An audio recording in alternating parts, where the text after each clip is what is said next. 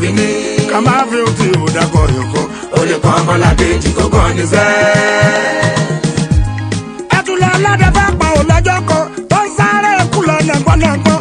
ó déwájú lẹ́ẹ̀kùn ó kígbe ẹgbà mi ò kọ́ lọ́dẹ má pa mí tọ́lọ́dẹ bá pa mí ò wà lẹ́yìn ìpàǹpà bàrà wọn pàgbà bàbá ní kókó wa o. òní lọ́jọ́ ajé Monday ọjọ́ kẹfà oṣù keje ọdún 2026 a kí gbogbo ẹ̀yin olólùfẹ́ wa nílẹ̀ yìí àti lókè òkun jákèjádò àgbáyé a kí yín pé a kú ojúmọ́ a sì tún kú ojúmọ́ a kú ojúmọ́ mọ́ a kú kó lè dá tó ń kálukú wa ń bá káàkiri ọlọ́run ọba Elédùmarè yóò dé ìgbìyànjú kálukú wa yóò dé ládé torí pé ìyànjú là á gbà ká tó lówó lọ́wọ́ ìyànjú là á gbà ká tó níláárí ìyànjú là á gbà ká tó dé èèyàn ọlẹ́nìkan láàyè ò gbà gbogbo obi lọ́gba gbogbo ẹni tí bá ti ń gbìyànjú ọlọ́run ọba Elédùmarè tí wàá máa dé ìgbìyànjú ẹ̀dá ládé yóò dé ìgbìyànjú wa ládé mo kí káàbọ̀ sórí ètò sókàn wá fún ti tàárọ̀ tòní àwọn tí ọ̀rọ̀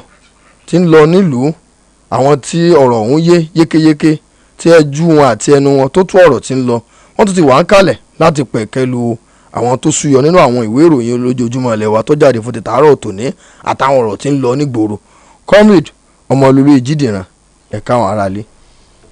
akójúmọ́ akójú àná ọ̀dà ojú ń da gan ojú òbùkún ni ó jẹ́ gbogbo ibi tí ọwọ́ ọjà òjò bá náwó sí ní tídàkejì ẹ jẹ́ ká fi sùúrù ṣe ká wá nǹkan ṣe sí i èyí tó bá yẹ kẹ́kẹ́ pàṣẹ sí àwọn oníròyìn ẹ̀pà kí ṣe ní iṣẹ́ àgídìgbò kan wá wò because ojú ẹ̀rọ ó kò ń kékeré ó wá heavy gan díẹ̀. taliana tí lápò ọ̀dọ̀ mi lágbowó ó heavy díẹ̀. ọkàn rọ ó sì dá wáì. àwọn tó ti wá tí wọn ò tí ì jà wọ́n nú àṣà pàǹtí dídà sójú ojúsàn omi kí wọ́n jọ wọ́n sọ ṣe ní ríjò mi yálé o. àmín. comrade Ìjídìran Ọmọlúlú. honourable speaker sir ẹ káàárọ̀ sir. mo kí n wá tún gbọ́ wa láàárọ̀ yìí àjùrẹ́bí àdúpẹ́ àjùmọ̀lẹ́ ọmọ wa o. àmín àmín. Ṣẹ́gun Ògúngbàyí lórúkọ mi the issue ọ̀rọ̀ àwọn tó ń dalẹ̀ tí ọ̀rọ̀ mention yẹn. sójú àgbàrá. àwọn tó ń dalẹ̀ sójú àgbàrá. they will not stop. They will not stop. There's no way some of them will stop. You see, one thing gives room for the other. Most of these agbole, most of these people, one drum wajule one, nothing happens. Àwọn landlord association go so kankan. Some of them are not even attending landlord association. So àdúgbò mi run lórí, wọ́n máa kólẹ̀, wọ́n máa dà sí títì, and people will be saying that nobody will say anything. So I think there's going to be the government should introduce neighborhood watch. Neighborhood watch ni pé employ àwọn èèyàn tó jẹ́ pé they will be on part time with government and they will be government informants. tó jẹ́ pé wọ́n máa act on behalf of the government ládùúgbò kọ̀ọ̀kan. tó jẹ́ pé àwọn náà máa mójútó government infrastructures àwọn drainage tó wà bẹ́ẹ̀ ni ẹ̀ bá ti dalẹ̀ bẹ́ẹ̀ wọ́n á record ẹ̀ wọ́n á dẹ̀ report ẹ̀ immediately. ẹ rí i pé ńgbà tí yàrá bá ń jẹ àwọn tó ń dalẹ̀ sójú àgbàrá wọn ò ní dá sí mọ́. You see, when there is no enforcement this thing will continue. wọ́n fọwọ́ líle mú wọn. n tó máa ń fa omíyalé nìyẹn tó ń fa àgbàrá ya ṣọ́ọ̀bù. If you look at some of the things that happened in Lagos, even though Lagos were prone to most of these things because it's a level and it's below the sea level, notwithstanding àwọn major drainages ti were blocked. àwọn èèyàn ti dá nǹkan sí. ojúsàn omi. àwọn èèyàn kan ojúsàn omi wọ́n ti dá nǹkan sí wọ́n ti kọ́lé sójú ibi tó yẹ kí drainage gan wà. So it will boomerang, and you see, and we keep on saying it. So government must be proactive, pragmatic approach in the way they will enforce. If you keep on doing the same thing the same way, you keep on getting the same result. So let government look outward from where they are. ẹ wo àwọn wo lẹ́lo employ ládùúgbò kọ̀ọ̀kan. You see, it could be ward kọ̀ọ̀kan. That could be your spokesman, that could be your watchman. So if anything happens ládùúgbò yẹn àwọn náà máa report. Kò sí ní tá máa fi wọ́n ṣe. wọ́n ti mọ̀ pé àwọ̀ government official wà ń bí o wọléwọlé part time wọléwọlé wà ń bí o. Put them on ad hoc or put them on part time, put them on casual, use any name you can because ẹ lè dá ṣe. So if it is only 50,000 then fún wọn lóṣù, it will go a long way to ensure these things are put in proper perspective. Exactly. So those are several ways. I'm telling you, I have over 10 different ways whereby government can curb most of these incessant, indiscriminate disposal of refuse. So many ways. ojú tó ti kún láàárọ̀ yìí. Are you get what I'm saying? So many ways. At least I can mention 10 solid ones that is practicable. Practicable. But you know when you keep on telling them, they won't do it. Táwọn máa ṣe wọ́n kàn ṣe ní àrùkù ṣáńkà. They will not even invite somebody who gave you an idea of what to do. ẹ ti sọ ọ̀pọ̀lọpọ̀ ọ̀rọ̀ bẹ́ẹ̀ láàyè tẹ́ pé ńgbà wọ́n ṣe. wọ́n kàn ṣe rúkúrúkú. wọ́n ti dàkúdà ni. So it takes. Idea theft. Government that is in place are put there by the people and they are responsible to the people, and there should be inclusion. Only inclusiveness in administration. There should be a kind of inclusion, not only the our commissioner àtẹ̀yàn kò ń ṣe àwọn special adviser àtẹ̀yàn. There are some other people that are stakeholders in government that can be used effectively for better administration and maintenance of environmental sanity. So but if they think they can do it all alone, why not? Let them continue now. Let them continue. Mo dẹ̀ sọ fún yín pé àgbáríjọ ọpọlọ ló dá ọpọlọ jọ fún àṣàkóso ìlú. So they should just look into that. Things will be better off. People wọn kọ́ ọmọ ọmọṣọ́, and the end of the day at the same time náà government náà àwọn rescue tank náà ó yẹ kó wà ní certain strategic place. Nígbà táwọn Yorùbá níbi dalẹ̀ sí wọ́n máa dà sójú ọ̀gbàrá, they should be put in strategic positions tí ó jẹ́ pé máa ní time tó máa wá gbé time tí mọ́tò máa kọjá tí máa mú nylon bag tá a sọ fún wọn tí a ti ń sọ láti joy, which is from government, which is purchased by government, which can be recycled and reproduced by government, and which will bring a lot of revenue for government. owó àti ìbẹ̀wò lè yan gan. Well, I don't know. No, it's true. Ṣé ọgbọ́n ọlọ́gbọ́n ìjẹ́kápẹ́ àgbẹ̀nuwèrè. and the credit comes back to you. If this works out, it comes back to the government. It doesn't go to the individual that you are consulting. It comes back to you. But you know the problem is this: the so-called people that surround government will never allow somebody from outside to have an inroad. Láyé wọ́n yàn ní àwọn làǹgbélé wa they will never. I was telling somebody I conceptualized a program and they stole that program. You understand, a kind of a TV program. They stole that program and wọ́n ṣètò 4 episodes tó fi run out of steam. That is how one idea. àwọn kan wọ́n idea.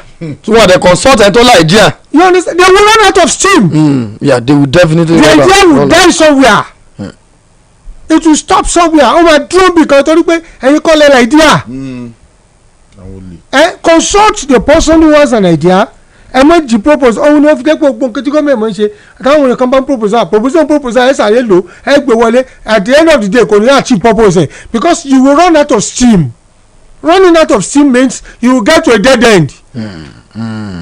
Gbọ́ mi sá. Àgbọ́yé. You will get to a dead end. That is the end of that project. You will lose steam. At the end of the day fade away. Wọ́n ní government yẹn fail. How will it not fail when you backbite, you backbot, you stole somebody's idea. So báwo ló ṣe fẹ́ the implementation part of it gan ó máa kú ni. Because it will run out of steam. ó máa kú ni. So most of these things governments need to be more pragmatic. àkíyèsí ni là ń pèjọba sí àkíyèsí ni Ọláyínká Abdulwahab OKO Olóyè àpèdégbà ìwà òun náà ló kọ tí èmi náà jẹ́ lórúkọ bàbá mi Alhaji Oríyọmí Hamzat òun náà ni mo kí n káàbọ̀ sórí ètò Sókàn wá fún ti tàárọ̀ tòní mò ń bọ̀.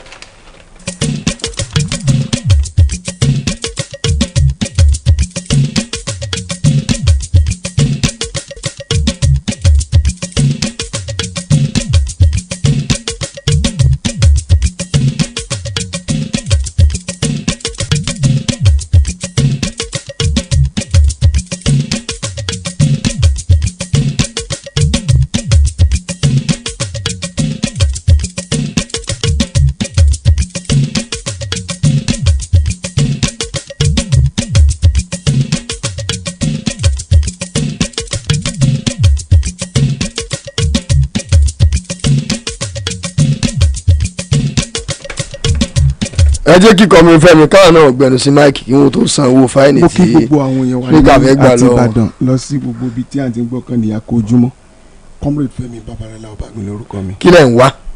mo ń wo story lọ. story ẹ̀ ẹ bẹ́ẹ̀ láti fẹ́ bẹ̀rẹ̀ bẹ́ẹ̀ láti fẹ́ bẹ̀rẹ̀ IMF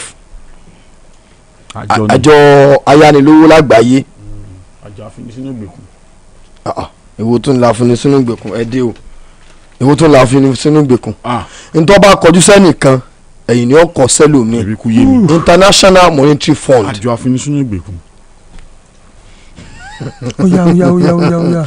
kọ́mílẹ̀ Ọmọlúlú IMF wọ́n gbé ọ̀rọ̀ kan bọ́ta eléyìí tí ìjọba àpapọ̀ òjì ó tutù rárá táwọn náà fi takò wọ́n ní owó kan ìdẹ́gbẹ̀ngbẹ̀ owó kan wọ́n ní ìjọba àpapọ̀ náà fáwọn iṣẹ́ àkànṣe kan eléyìí tí kò gbanú budget pé out of the budget olówó ọ̀hún 8.8 trillion ni wọ́n pe owó ọ̀hún bó tẹ̀ jẹ́ pé ìjọba àpapọ̀ òjì kọ́rọ̀ ọ̀hún tutù tí wọ́n fi ní ọ̀rọ̀ tí IMF sọ ọ̀rọ̀ yẹn ọ̀rọ̀ tí ò sí òtítọ́ kankan bẹ̀ ni rárá pé kò sí ẹ̀rí tí a lè fi gbé ọ̀rọ̀ lẹ́sẹ̀ kódà ẹni tí í ṣe olùdíje fúnpọ̀ ààrẹ lábẹ́ àṣẹ ẹgbẹ́ òṣèlú NDC èyí ni Peter Obi òun náà ti sọ̀rọ̀ lórí ọ̀rọ̀ tó ní tó bá lè rí bẹ́ẹ̀ kí ààrẹ Bọ́lá Ahmed Tinubu kí wọ́n lọ kọ̀wé fipò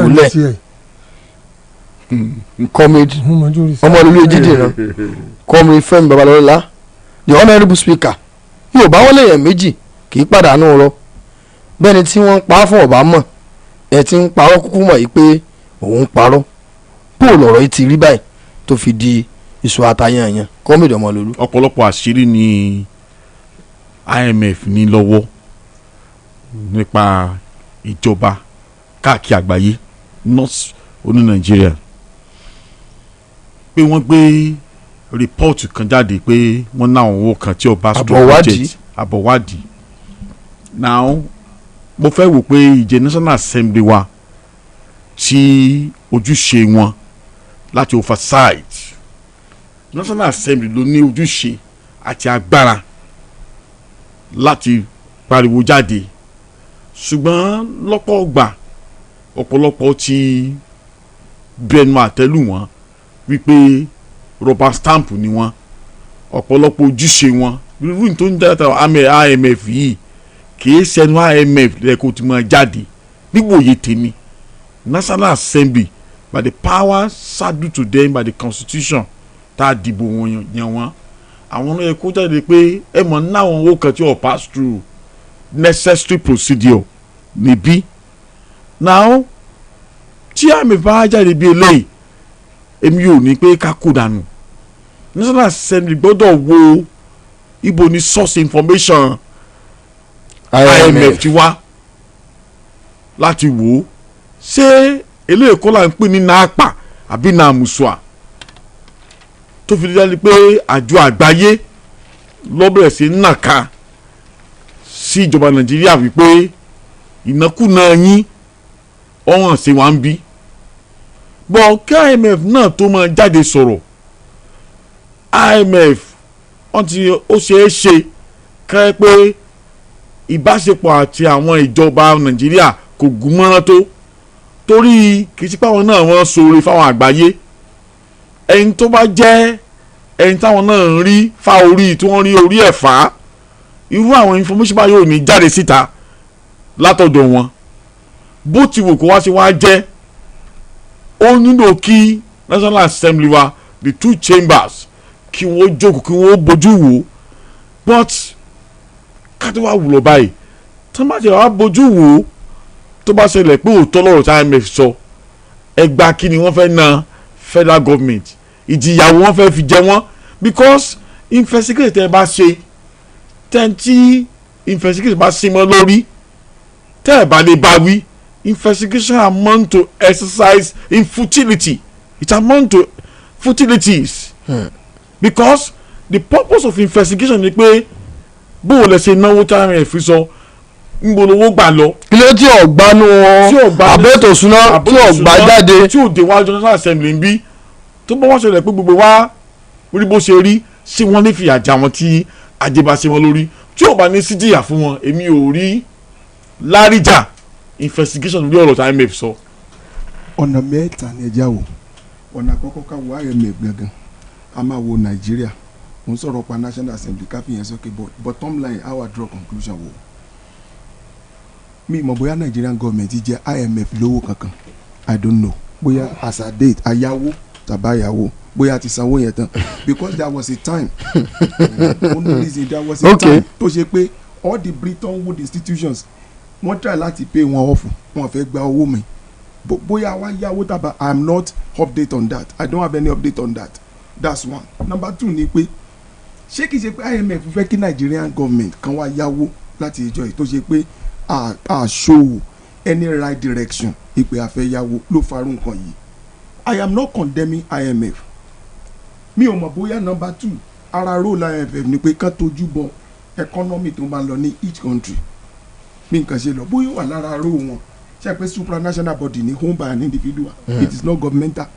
ṣe get it so ohun tí mo wò ni pé bóyá ìyẹn o wọ́n ní oore ọ̀fẹ́ yẹn in order to check what is going on nínú administration accountability ìlú kọ̀ọ̀kan àdẹ̀mí nation kọ̀ọ̀kan I don't know bóyá yẹn wà ń bẹ bóyá wọn náà dẹ̀ fúnra wọn ro yẹn láti play.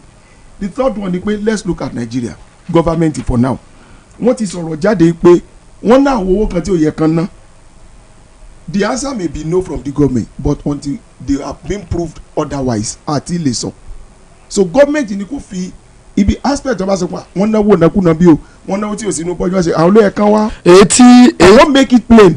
etí federal government sọ wípé IMF ò ní ẹ̀rí kankan wípé àwọn ná owó off budget. ṣé ṣe pé wọ́n sọ̀rọ̀ jáde ní wọ́n ti fún alẹ́. ẹ̀rí wo la IMF ní lọ́wọ́ tí wọ́n fi sọ lọ́rọ̀. ṣe pé àwọn ti sọ̀rọ̀ jáde sí gọ́ọ̀mẹ̀ntì takò wọ́n. náà títakò tán takò sí ní pé irọ́ lẹ sọ ẹ mọ́ mislead àwọn yẹn o IMF ọ̀dọ̀ lásìkò káwọn gbé jáde kí gọ́ọ̀mẹ̀ntì náà gbé tiẹ̀ jáde pé àwọn owó táwa náà nẹ́ta ni kò sí etí òsínú budget ẹ gẹ́tì mi ẹ mú fàtì ẹ fi kojú fàtì ǹdẹ̀ á mọ̀ ta gangan lẹni tó ṣe pé ó ń jẹ̀bi lọ́wọ́ nínú ọ̀rọ̀ yìí. ta ló ń purọ́ ta ló ń sòótọ́. ta ló dẹ̀ sòótọ́. Number two àwa ò mọ̀ ìgbà tó sọ̀kọ̀ national assembly ò lè ṣe anything they are just bulldog ni wọ́n ṣe gẹ́tẹ̀ sí wọ́n lè ṣe anything kò sí ti gbogbo alamọ̀ yìí pé whether at the state level whether at the state level whether at the national level whether any level a mọ̀ pé rubber stamp ni wọ́n so kán gbàgbé yẹn ṣùgbọ́n tó pé láwọn bá ní ẹ̀rí tó dáa lọ́wọ́ ìyá IMF let them produce it one thing tí mo mọ̀ ni pé any of these supranational body they may not talk without having their evidences kò jáde so federal government náà tọ́jà sọ pé kò sówó tá a ná tó pé ní kò ní wọ́n appropriate ẹ̀ láti budget àwọn náà kò tí wọ́n jáde ìyẹn ní kálukú fi wẹ̀ tí ó yẹ kẹ́kẹ́ tí ó ṣe mọ́ and that's it. The honorary speaker ọ̀rọ̀ rẹ̀ o. IMF normally they are not partisan. Normally. They are the World Economic Watchdog. tí wọ́n máa ń ṣàkóso tí wọ́n sì máa ń wo kùlẹ̀kùlẹ̀ ọrọ̀ ajé ìlú kọ̀ọ̀kan orílẹ̀-èdè kọ̀ọ̀kan bí wọ́n ti ń náwó wọn tí wọ́n sì máa ń sáré gbé èròǹgbà wọn jáde èkíní láti ṣe ìkìlọ̀ èkejì láti gbóríyìn ẹ̀kẹta láti encourage ìkìlọ̀ ni wípé ibi táyì ń lọ yìí ò dáa o nítẹ̀sí ń ṣe yìí kò ní wúlò fún ìlú yẹn o kò bójúmu o èkejì ni pé nítẹ̀sí ṣe yìí ó dáa ẹkọ́nọ́mì yìí ti ń dáa ṣùgbọ́n ẹ múra sí o ó kù bí báyìí báyìí ẹlẹ́ẹ̀kẹta ni láti sọ fún yín pé àmọ́ ẹ̀pẹ́ ń ṣàdójúkọ àwọn nǹkan kan àwọn kankan ọ̀nà tẹ́ fi lè kó wọ́n bẹ̀rẹ̀ àṣetán láti yá yín lówó.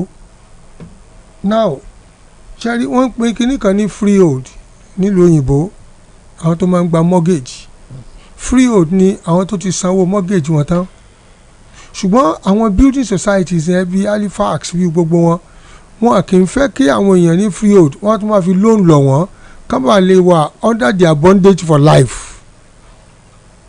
gbogbo tó wà lóyìnbó gbọ́n báyìí nìsín they will introduce them wọ́n sọ ṣé ẹ̀ràn kan báyìí ṣé ẹ̀ràn kan báyìí wọ́n máa rí lẹ́nu ọ̀nà wọn ṣé ẹ̀ràn kan báyìí you know you can use money for this you can use money for this pápá tó bá ti ní freehold lórí ilé wọn freehold yẹn ni pé o ti sanwó mortgage tán or near finish so they will want a way to commit you more kan tún fún ẹ lówó láti gbé bùkátà mi sórí èèyàn. bùkátà sórí èèyàn and you be tempted pé why not why not here is making you to be more bound to them ó fi hàn sínú gbèsè sí ni.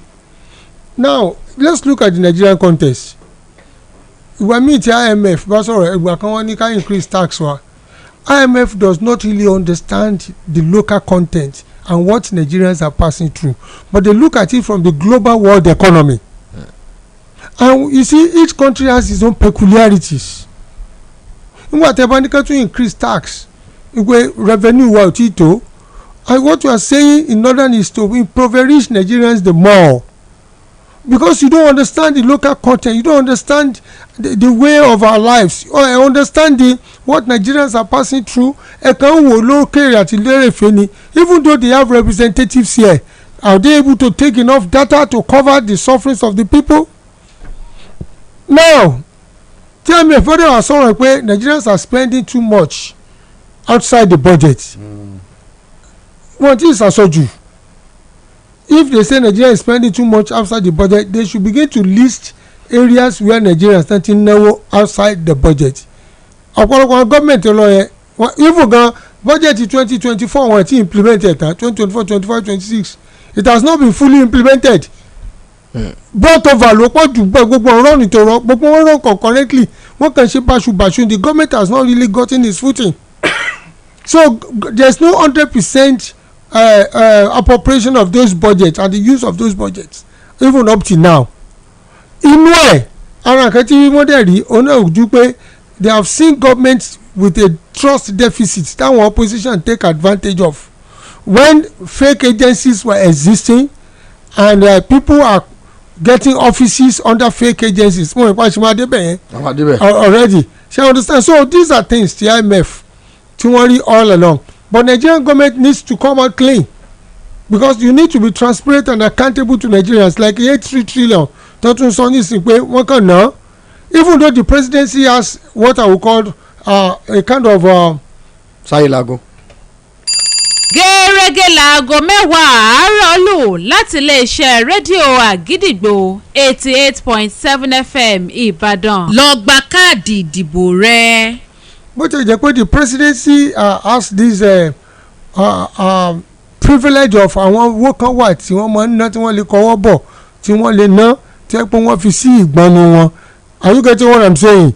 For emergencies, for certain different kinds of things. tó jẹ́ pé it was not really caught up in the budget. ara owó tí wọ́n ń sọ nìyẹn tó yẹ pé yẹ kí wọ́n come out this is the way we spend. kò sówó tí ò gbọ́dọ̀ wọnú budget. kò sówó tí tó bá wà nù budget wọ́n lè fi sínú budget pé owó tí president lè ná rèé o anytime náà lè ná o wọ́n ti wọ́ o. So I think the federal government should come out and ẹnu dẹ̀ ń kan federal government gan lórí the issue of spendthriftiness. ìtumọ̀ spendthriftiness ó ní ìnákùná ìnápa. amusua. so understand pẹ̀lú amusua yín lè dùn. ìnápa obìnrin nu èmi ò pé ìnápa ìnákùná lè mọ̀ pé amusua. ìnákùná ni mo pè é èso ìnápa. ìnákùná ìdí speaker òwe ẹ máa wí. ìnákùná is different from ìnápa ó yàtọ̀ sí amusua. amusua ní tó yẹ òye tó yẹ pé tó bá kàn gbowó yóò kàn ná ìnákùná kò sí ilé àkáǹtì fún ránran ni ó sì mọ rí amusuanu kò ní owó tó nẹ́gàn ò ní wúlò fún kò ní sẹ́ni tí ó wúlò fún ọ̀rọ̀ amusua. iná àpà ṣẹ́gbọ́n olè tó jẹ́ pé tó bá ti rí báyìí iye tó yẹ kó rà ní 10 naira báyìí ṣẹ́gbọ́n yóò lọ rà 30 naira. iná àpà yóò wà mọ́ bùyàn lówó gbogbo báwo ni ẹmu nǹkan sí mi lọ́rùn iná àpà ó nìyẹn ṣé o understand èwo lè mí pé gangan náà. iná àpà náà lẹ pé. iná àpà kan mo pé ìnákùná lè mí pé ṣé ìnákùná ṣe gbọ́ ó ní wípé you are not accountable sí owó tó ná ó ní ìnákùná ni wípé nítorí kó rà ní 20 naira ó rà 40 naira ìnákùná nù. iná àpà ní kò kàn mọ́ bùyàn lówó kó mọ́ ṣe Father Christmas iná àpà nìyẹn. iná àbùsùà ọ̀rẹ́ tí ò lóye ṣe ẹ̀dígẹ́tẹ̀ nísìn. so ìnákùná dání ọmọ onínàkùná lọ́mọ ẹ̀ ẹ̀rì yóò jẹ gúgúrú yóò jẹ pa yóò jẹ jádín yóò jẹ gbogbo ẹ̀. so at the end of the day kò ní sí nǹkan kan tó wà lẹ́mọ̀ ìnákùná nù. so for the federal government I would just say that ìnákúnà wà nù wa wọn because tẹ́bárẹ̀ tó ń nẹ̀nàkúnà tí ò sí accountability tí àwọn fake padding budget padding tó wà ní ọ̀rọ̀ wọn ọmọ ìnákúnà ni wọn. ayíkọ́ ọmọ ìnákúnà yẹn ó kàn ń jayé burúkú kiri ni. ó kàn ń jayé kiri ni. ṣé àwọn tó wà ń jọba both the subsidiaries and the subnationals and the national iná pa iná bùṣùà ló wà ń bẹ̀ náà ìnákúnà ló pọ̀ nù wọn náà. Are you getting what I'm saying? And that's why we're where we are. ìnákúnà yẹn ẹ̀rọ lẹ́yìn náà fún allocation tẹ́ ń gbà. What are you doing with the allocation? Have you come out to tell us the way you spend your allocation? Have you come out to give a report of what is spent on one project or the other? Àwọn project tó lè dájú tó yẹ lè ṣe tó lè kówó jẹ ẹ̀yin náà mọ̀ wọ́n. Nígbà tẹ́nìkan ṣe every tó sọ pé topography lẹ̀ yẹn and the structure lẹ̀ yẹn ó yàtọ̀ structure ilẹ̀ ibòmí iye táwọn dìgìrì iye tó bá pè ló pè tó bá dẹ̀ ṣe títì náà iye tó bá pè náà pè. Are you getting what I'm saying? Àwọn area ìnàkúnà ní ẹkùn ṣe náà pa. ó yẹ kí government ó yẹ kí IMF understand pé àti first election 2027. What do you mean? What I mean ni pé wọ́n á máa wọ́wọ́ logistic. so owó Nàìjíríà wọ́n fi selection. ṣé wọ́n máa mú wa látọ̀run ní tán fi selection látẹ̀yìn. ṣé bí gbogbo ẹgbẹ́ tó kù ọ̀nà owó tiẹ̀ wọ́n wà owó tí àwọn náà wà owó tí wọ́n nínú. ṣé tó wà gọ́ọ̀mẹ̀ntì tó ná owó tiẹ̀ rí. sọ́sì bófin mu kí wọ́n máa ná owó. Let me restate it to you loud and clear what Femi is saying. There's no justice where criminals make laws. There's no justice. ẹ ti ń sọ̀rọ̀ yẹn ó ti tó bí ọjọ́ mẹ́ta lórí ètò yìí. There will never be justice where criminals make laws because the law is to favour them and to be manipulated. To favor them and be manipulated. We are structured on a fraudulent enterprise. Structured on a fraudulent enterprise. Everything about us, if you go deep into it, is structured on a fraudulent enterprise.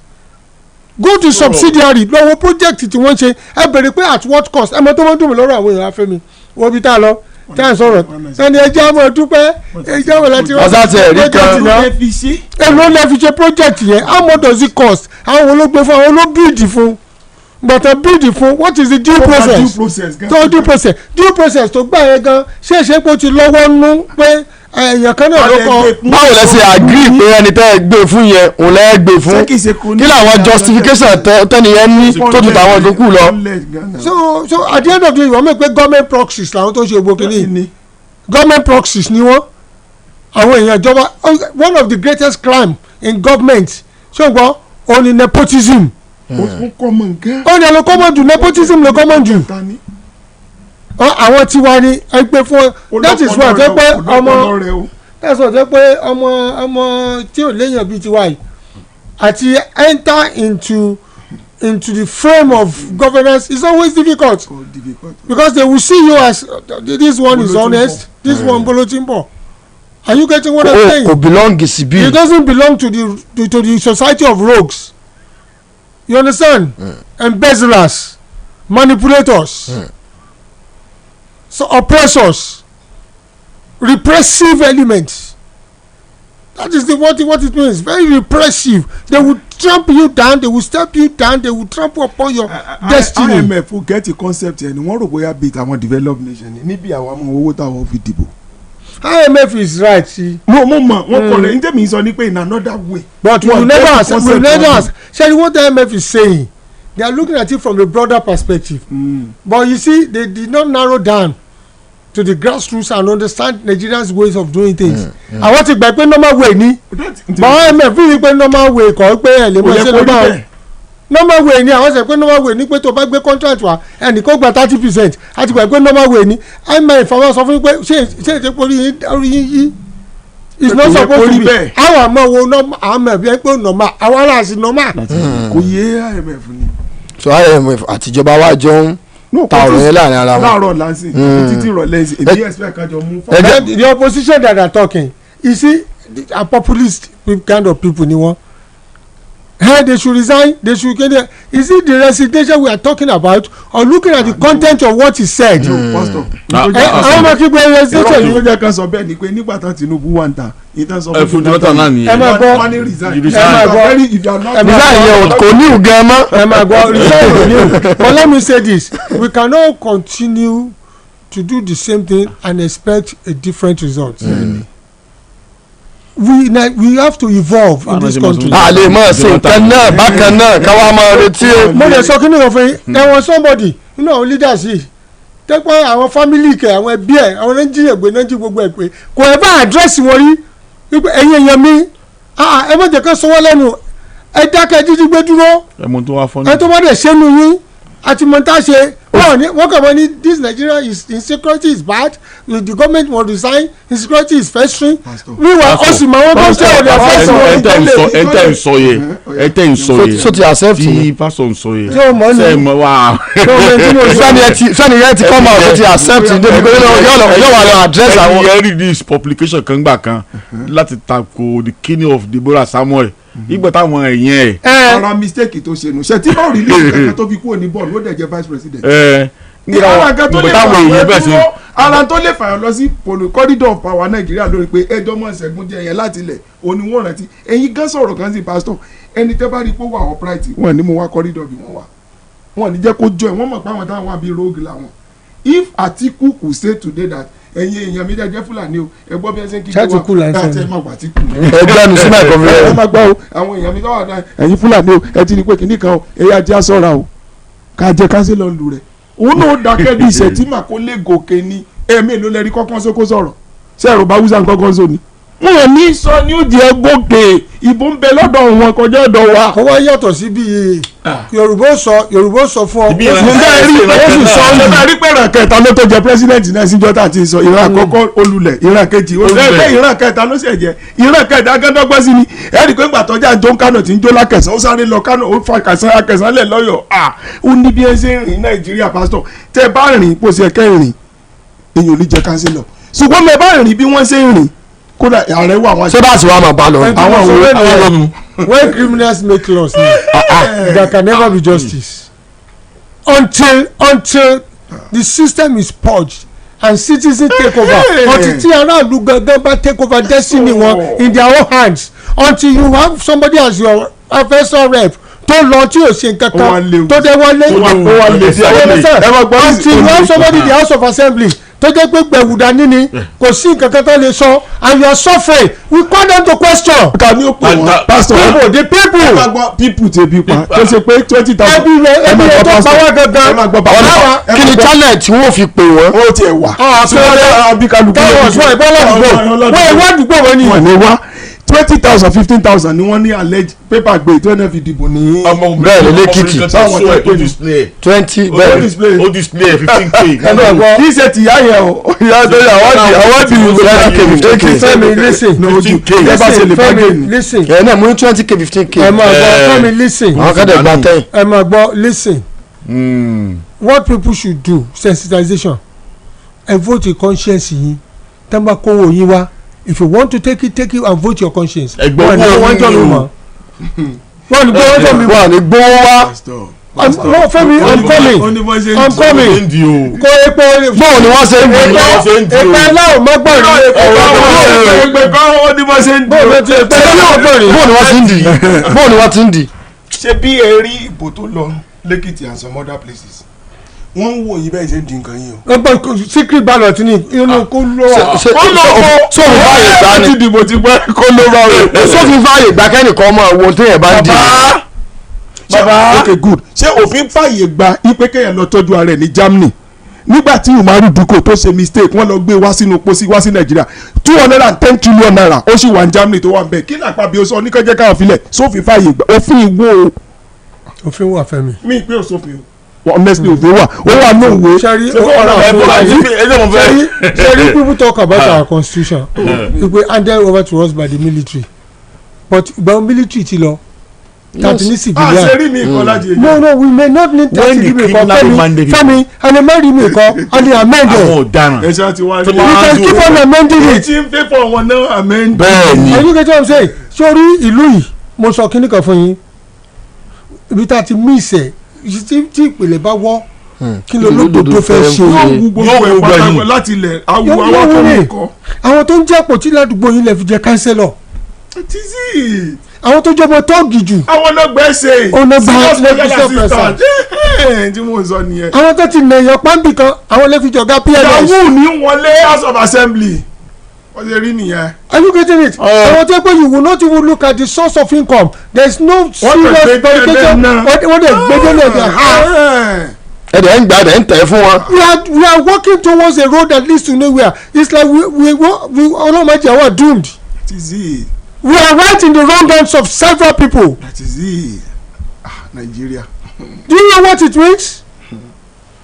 olóòótọ́ when mafia stands within the throne of grace ṣùgbọ́n grace becomes elusive. olóòótọ́ fẹsẹ̀ rìn. ọ̀bàyéjẹ́ wà ní orange rover. ṣùgbọ́n tí mafia bá jókòó níbi tí orí ọ̀fẹ́ yẹ kó wà. when the thief becomes the head he put another thief to be in charge of other thieves. tí ìgbọ̀dọ̀ kàdélẹ̀. nídìí bẹ́ẹ̀ nìkan ló ń sọrí kẹ́ni ẹ sọ ẹ olè ló mẹ́sẹ̀ olè tọ́ lò tó lè bá àwọn olè kan wà tó yẹ pé máa gbọ́ tó yẹ pé they are reformists ẹ máa gbọ́ mi o. yà ó wà wọ́n jọ jí ni. wọ́n jọ jí ni o. ṣùgbọ́n rẹ́dì láti ó rẹ́dì pé eléyìí tó gẹ́ a lè fi àjáwó yẹn mọ́. that's why you see various revolutions everywhere in the world. speaker ṣé torí pé a ti máa ń sọ lórí. ẹni tí ò bá mọ̀ ìdí náà ní mo bá ti ń jí o. báyọ̀ ṣe rí nìyẹn. ẹ jẹ́ no pastor mi sọ pé tó bá jẹ́ 420 419 ò lè gbà ọ́. ẹ jẹ́ àwọ̀ eléyìí mọ̀ ṣé ká sọ pé bí àwọn senate ilé ìgbìmọ̀ asòfin àgbà bí wọ́n ṣe fẹ́ jókòó lórí ọ̀rọ̀ Gbajabiamila Prince Adeniyi àwọn senate ó jókòó lórí ọ̀rọ̀ yẹn lọ́la ṣé ká sọ pé wọ́n ti jí wọ́n ti ṣe tọ́tọ́ because gbogbo gbàdá wọ́n sọ pé lọ́ba stamp ni wọ́n. wọ́n ṣe tọ́tọ́ o ẹja discuss ẹ̀ one step before the other. yes now. àti mọ̀ nígbà tí nǹkan bá jẹ́ advantage. owó tó gba inú bọ́jẹ̀tì nu ṣùgbọ́n tó jẹ́ ayédèrú àti iléeṣẹ́ àti gbogbo àwọn ìwé tó ní í ṣe èyí tó gba inú bọ́jẹ̀tì nu ẹja kò nínú etí ọ̀gbanu bọ́jẹ̀tì ilé ìgbìmọ̀ asòfin àgbà orílẹ̀-èdè Nàìjíríà wọ́n ní wọ́n ó jókòó lórí ọ̀rọ̀ lọ́la. wọ́n interview máa yẹ Matthew abikile ń pè. Adeniyi Adeyemi Prince Matthew Adeniyi Adeyemi. ọkùnrin ló interview Ṣeun Ọ̀kínbalóyè. bẹ́ẹ̀ni agbọ́nbí ẹ̀yin náà gbọ́ agbọ́nbí. tó ń sọ pé àárẹ̀ mú nǹkan rẹ̀ hùn pé bí Ṣeun ṣe ń fi bóró pòun ní fún pọ̀ pé ẹ̀mí ìwọ̀n gbé tó bẹ́ẹ̀. Ṣeun tó fọ́dà pọ́ṣẹ̀ again lórí several instance sọ yìí ó ló ti wà nílé ẹjọ́. ó ní kí Ṣeun dọ̀ kó dé kó wọn ráyè rẹ̀ sí kó ń fẹ́ lọ lògùn ṣé wọ́n á ṣàdúrà fún pé ìdáfí tó ń ṣe fún yín kò ní gbòdì lọ́la yín ẹ lóògùn yín tó bá yá ẹ ní sùúrù kẹ́ ẹ farabalẹ̀ gbóhùn. now all the court tí ṣe ń bè lọ́wọ́ ẹ̀ ó ní mẹ́ta yìí ti wà nílé ẹjọ́ gẹ́gẹ́ bí ó ṣe wí. now come to the issue of National Assembly ẹ mọ̀ jẹ́ ká tara wa. National Assembly wọ́n gbé bọ́jẹ̀tì lọ tí wọ́n ti ń approve tó fi ń gbowó jáde fún fake agency yìí. ọtí lè pín fake. oh no ọ̀rọ̀ ti lu kúdà ká máa bọ̀ o. ọtí lè pín claim ó ti agree. ó ti gbà pé fake letter náà fóun pé ó ti gbà. wọ́n dẹ̀ ti máa gbọ́ the federal government has said it does not exist. wọ́n ti ẹjẹ́ clear abẹ yẹn. it doesn't exist. now one of the senior special assistants sí federal government ó ń pè Adéyẹmí àbí Adéníyì ni ó ń pè ní unredeemable con artist. bẹ́ẹ̀ni àbí. bẹ́ẹ̀ni ó bẹ̀rẹ̀ sí raise defence fún Fẹ́mi Gbajabiamila. bẹ́ẹ̀ni. okay the point is this National Assembly ló fẹ́ jókòó láti scrutinize láti yẹ̀wò ṣé àmọ́ tara wa nínú ìjẹ ni ìgbà wọn fẹ́ kó ní bí. kí wàá ní wọ́n fẹ́ jókòó fún bàtà pé wọ́n kí wàá ní purpose tí wọ́n fẹ́ jókòó fún tí wọ́n fẹ́ fà. mo ti sọ fún yín at the beginning of this matter ọgbọ́n yín at the beginning pé bookshop president ni ó sọ bíyà this investigation will fly or not if the president maintain a positive put up pé ẹ wádìí wọn débi tẹ́kẹ́ wádìí dé but mo doubt ní tèmi sẹ́yìn opinion mi ni o mo doubt. pé kí ni. bookshop president ni ṣé yóò fẹ́ fọ́ kí wọ́n tú ọ̀rọ̀ àbí àbí wádìí. Adéyẹmí Matthew Adeniyi. káwọn èèyàn má discourage wa o má discourage àwọn senator o. it's not a nothing will come out of thief. kì í ṣe olè kò jí lẹ́tà gbé. It is not possible for me to sit down kí n dẹ̀ kọ lẹ́tà kí n fi lẹ́tà ẹ̀ pépà gbé kí n dẹ̀ kọ́ kí n dẹ̀ lọ wọ́fíìsì fúnra mi federal minister kú mẹ́ bàbá story yìí ń dùn lọ ní ṣùgbọ́n nù mí pé wọ́n paná story yẹn náà wíìkì yìí tá à ní gbọ́ mọ́ toró ti lọ síbi tí ó ti kú ráúráú lọ́dọ̀ sẹ́nẹ̀tì. ẹ má ka comment section Mr. Ganiyu. sincerely mi ní lọ ó ti bi tí ó ti lo títú 10 trillion lọ́nu National Assembly àgbọ̀mọdé ni the same Fẹ́mi Gbàjàbíàmílà ni professor yẹn gbórí sórí àga dọ́là àgbọ̀mọ́ Fẹ́mi náà ni tẹ bá kí sọ̀rọ̀ Fẹ́mi bẹ́tà ẹ̀dù ọ̀rọ̀ Fẹ́mi tibí Fẹ́mi tọ̀hún Fẹ́mi tibí tọ̀hún gbogbo ẹ̀ Fẹ́mi ìyẹn bẹ́ẹ̀ yẹn ọkùnrin yìí ò déédéé mú lẹ́tà kò possible kankan lọ tẹ lẹ́tà ń géètì kí wọ́n á lọ mínísítì kan náà yọ ṣe kí n sọ pé wọ́n ìmọ̀ èmi ní kíníkan ẹ̀ẹ́dẹ̀ lè béèrè ẹ fi appropriate owó mo fi náwó lọ lọ́balọ́ba fi wọ́n kí mi níjọ́ ìníyọ́ ìwọ́n kí mi diplomat wọ́n kí mi Abdulsalam gbogbo wọn wọ́n kí mi Bukola Saraki everybody tẹ́ ìbáta ló fún mi lẹ́tà ó dé ọba àlúwà wọ́n wá kíyàn wọ́n dẹ̀ ní kò sí gbogbo trip tí Shettima Akpabio tí wọ́n lọ ló bá sí tó ń gan ò lọ ṣé ọ̀rọ̀ so wọ́n ní ẹ̀yìn Shettima lọ wọ́n travel àwọn jọ lọ ẹ̀ wọ́n ń pé ìyẹn ń ṣe rọ kò ń ṣe fake pastor. èmi ló ń pè. báwo lè ṣe pé speaker bá kí ló tó jáde kù wọn báwo pastor kí lè fẹ́ sọ. àsìkò oríire ti Fẹ́mi Gbàjàbíàmílà tó ti resign akó oríire níbo ẹ̀sìn wíbẹ̀ ò sì rí ọ̀rọ̀ ẹ̀ sì sẹ́bẹ̀ mo dóde ń dò mí ni ọ̀rọ̀ yẹn sì sẹ́bẹ̀. níbo ròyìn wo ló gbé. ok owó ti yé yìí. èmi wọ́n dọ̀ ọmọ fúnlẹ̀ mi. wọ́n sọ bí ni wọ́n ní tẹ́bù ń bí jẹun pé ìrọ̀lẹ́ mi ní ògùn o ǹdẹ̀wọ̀ ẹ kú oríire. abó ti resign ni. I don't understand. àsìkò oríire jẹ bá sọ. ẹ ti níròyìn míì tẹ́ ń kọ lẹ́yìn rẹ̀. ẹ sábà wọ ọ ti àwòrán wa ti yí ra. conspiracy lè lè speaker o. mo àgbẹ̀ ní support eléyìí o. Sherry, any element of gang up or misconception disinformation or infodemic ìmọ̀kímọ̀ kò mọ̀ gbọ́dọ̀jọ́. ìkétékété kò lè dúró. ok. ètekété ṣẹ́gun wọ́n pè é. tí ì dáhùn question yẹn. bá dúró ọ̀nà rẹ̀ wá lórí ara rẹ̀ gbé. lórí olúwa làwa bá dúró. You know what? Femi is partially right. But he's absolutely wrong. Thank you. Sherry, I was talking about a sinner climb. ẹ̀jẹ̀lú èbó sì wà lára yìí. A sinner climb. In a sinner climb. Títí rọ̀lẹ́ ó yẹ kí Gbàjàbíàmílà. Lílù tó dúró dáadáa. Ó yẹ kí Gbàjàbíàmílà step aside. Torí ìkéde. Mo lè fọwọ́ gbá yà pé Gbàjàbíàmílà yóò step aside. àbí tí ìyá rẹ bá. mo ní màá gbọ́ ó ní mo fi ní if it's what people call him people yóò step aside but if it's not what people call him kò ní step aside if people call him as a man of integrity as the chief of staff mo ní yóò step aside but if that the word integrity is not there kò ní step aside so I'm justified. I'm justified. There is not a man of integrity. He is not a man of. wọ́n ní káyọ̀tì speaker lọ́rùn lẹ̀ kọ́mi Fẹ́mi Babalọ́lá. So that's one. Sherry, ẹ jẹ́ kí n sọ nǹkan fún yín. What happened in the Federal Republic of Nigeria? Tí wọ́n appropriate owó fún the so-called fake agency which to some extent illegality has been legalized. Illegality was legalized because he has accounts with the central bank. Illegality legalized torí ó sì bá wọn lọ Canada tó bá wọn lọ gbogbo ẹ̀. Illegality legalized torí pé ẹ fún ní ọ́fíìsì nínú federal ministry secretariat. Illegality ti wà legalized because ẹ ti fún ní gbogbo paraphernalia government tó náà ti rò pé èèyàn lóhun. But let me tell you something clear, distinctly clear. Ó ní wípé Nigeria has become a state where anything goes. It's a state of total and absolute mediocrity. Anything goes nílùú yìí tó jẹ́ pé criminality can fester ṣé ń gbọ́ as an organ of government. ẹgbọ́n tí mo sọ criminality ó lè fester as an organ of government which we have seen. ṣébi ti federal ẹ̀ ń wò lọ́wọ́ báyìí Gbajabiamila à ń sọ̀rọ̀ 20 billion Ọ̀yọ́ state chief security officer of Ọ̀yọ́ state ó ní 30 náà fáwọn ọ̀nà 50 o àmọ́ ibi tí 20 yòókù rá sí ẹ̀yẹ́ sì wà ń bẹ̀bẹ̀ yẹn tí wọ́n ṣe ń sọ ọwọ́ ta ló wà l'Àbújá ta ló sáìn ẹ̀ jáde ta ló yẹ kó gbé jáde ṣáàrìkù ṣàǹkà ni ṣé conspiration ni conspiracy ni àti ìmọ̀ kankan.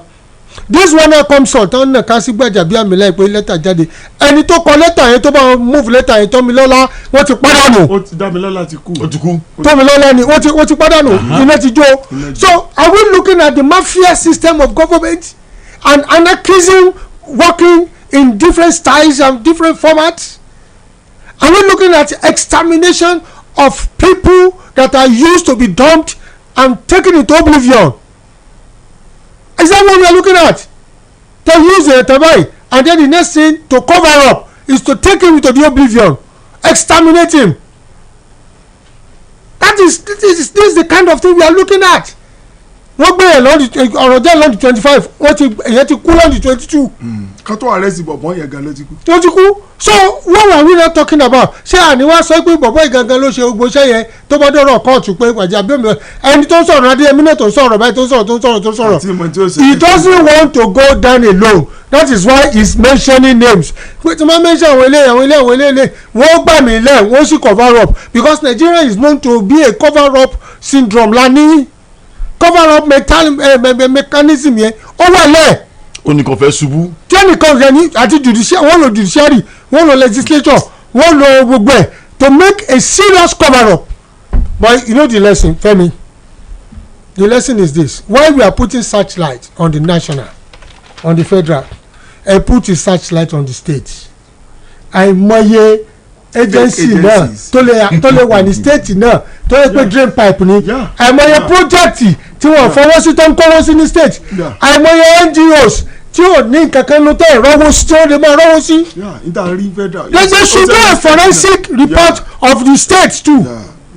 báwo àwọn governors ẹ ti ń náwó yẹn bọ́ náà rọ sí àwọn NGOs wọn náà ń kó fún àwọn ọ̀rẹ́sì wọn náà ń kó jáde tí wọ́n kàn kó jáde àwọn náà forúkọ wọn gbé nǹkan jáde tẹ́pọ̀tọ̀ ní tí wọ́n gbé ọ̀tọ̀ níye tí wọ́n kọ.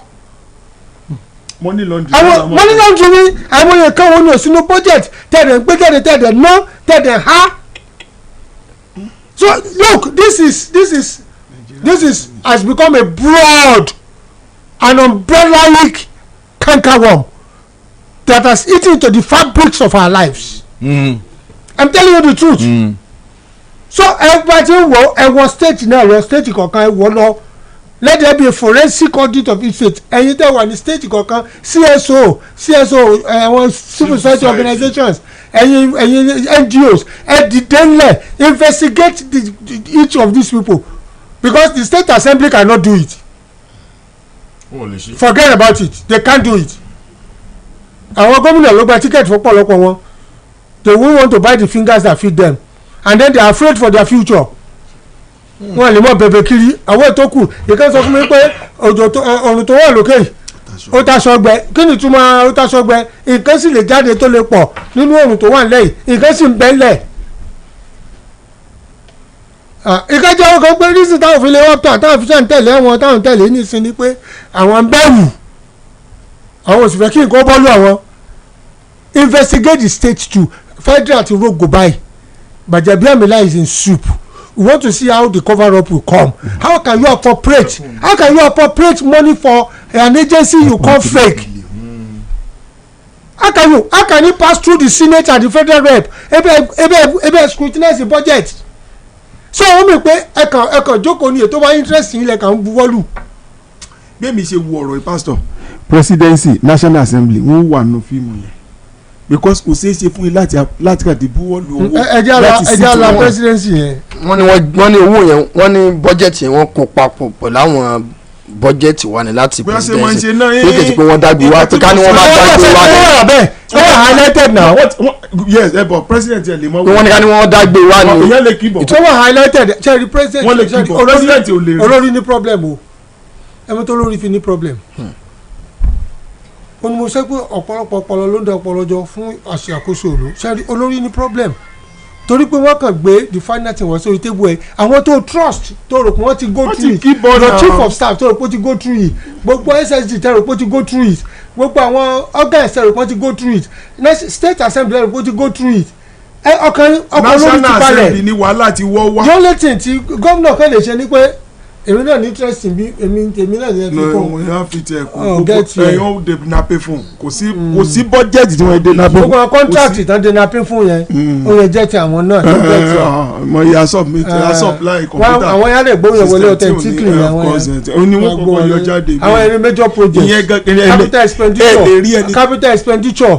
ìdí nìjẹ́ pé èlé rẹ ni tó wà ní gọ́ọ̀mẹ̀ntì kò ná sálárì rẹ̀ irọ́ àwọn tó wọ́n ti gbé wọ bọ́jẹ̀tì yẹn ni wọ́n máa ná lọ ẹgẹ tẹ ẹ lẹ ìwọ̀n iná sálárì wọn iná kankan ìyẹn lè bùn yẹn gan lè bá fọ́jú gbòòrò torí tó wà lẹ́lẹ̀ gan ti bílíọ̀nù là ń sọ pé.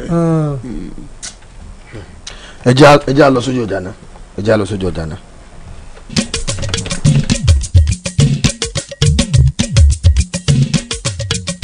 Akidibo 88.7 FM. Dancity ni hello.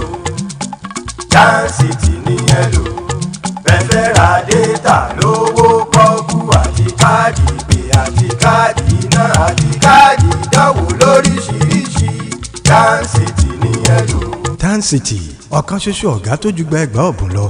tó o bá ti ní Dancity lórí fóònù ẹ o nílò àti to app lọ rẹ́kẹrẹ́kẹ́ kí fóònù ó máa gbóná lórí Dancity wàá ra dátà lówó pọ́ọ́kú wàá ra káàdì ìpè káàdì ìdánwò bíi WAEC NECO UTME àti bẹ́ẹ̀ bẹ́ẹ̀ lọ kódà wàá sanwó ná pabambari ẹ̀ ní pé tó o bá tún kúrò ní Nàìjíríà tó jayé lọ sórílẹ̀-èdè míì eSIM wà lórí Dancity wàá máa lo dátà lọ ní tiẹ̀ ní lọ sórí App Store tàbí Google Play Store kó o download Dancity èyí DANCITY o sì lè lọ sórí www.dancity.app kí wọ́n náà wá rí i pé gbogbo ohun tó ń wá ojú kan ló wà. Dancity amáyérọrùn fún gbogbo mùtúmùwà. gbogbo wa lájọ ní bẹ́bẹ́ ìsìlámù. asalaamu aleykum múmìnì múmìnà ọ̀dà àbáhùn àsìkò ti tó fún gbogbo àwa mùsùlùmí láti pàdé ní yídì géètì ńbàdàn ní gbogbo ọjọ́ Wednesday aago 7 àárọ̀ làdúrà ń bẹ̀rẹ̀ fáwọn tí ń wojú ọlọ́run fọ́mọ aago 8 ní tàwọn olóyún tí wọ́n ń bẹ lọ́run kí wọ́n sọ nírọ̀rùn aago 9 láwọnú àgbà àràgbà àdúrà àsàlátù láì wọlé pẹ̀lú àwọn àfáà ńláńlá. àṣẹ bẹ́bẹ́ ìsìlámù àtúbọ̀ máa fẹ́lẹ́lẹ́ o bẹ́bẹ́ ìsìlámù àwọn àgbà tí gòkè lọ. No, mommy, this medicine is smelling and the taste is yucky. Come on, take. It will help you get better. Hey, yeah, mommy and daughter still struggling over this medicine palaver. Kiki just doesn't like taking medicines because these children's drugs generally have an awful taste. Awful taste? Have you tried Moxie? Moxie? What's that? Yes, Moxie is a range of children's medicines that kids love and simply can't resist. They work fast and taste pleasant. This tastes great. I love it. More, please. Kiki. This isn't ice cream, you know. Medicine is only good in the right amount. And don't go sneaking back for more, okay?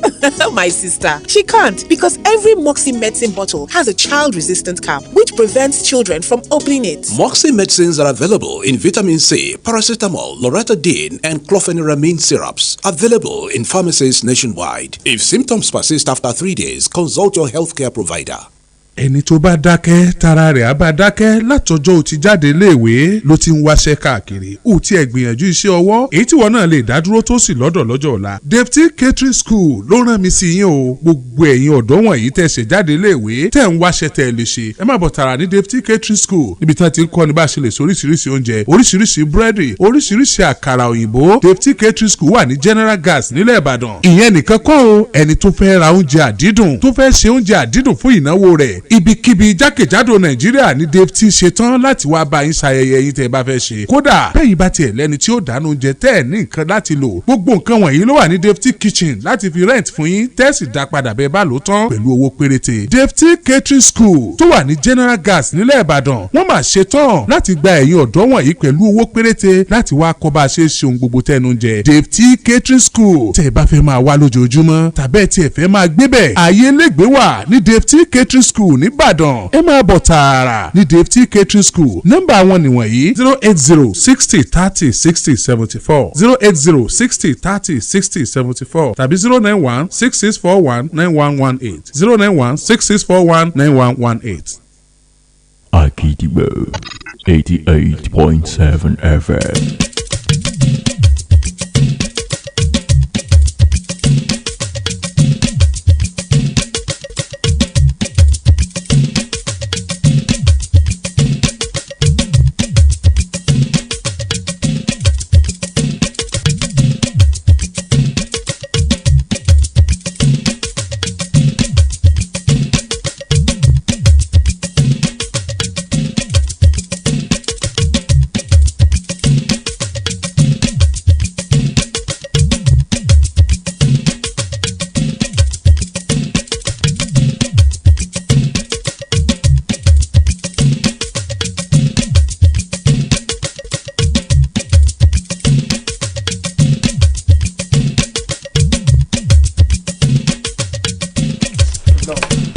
ẹ káàbọ̀ padà sí orí ètò Sókànwá fún ti tàárọ̀ tòní ẹ jẹ́ àsúnwájú àsún sí ọwọ́ wájú ẹgbẹ́ olùkọ́ lórílẹ̀‐èdè wa Nàìjíríà NUT wọ́n ní àwọn náà fara mọ́ ìgbésẹ̀ tíjọba àpapọ̀ fẹ́ gbé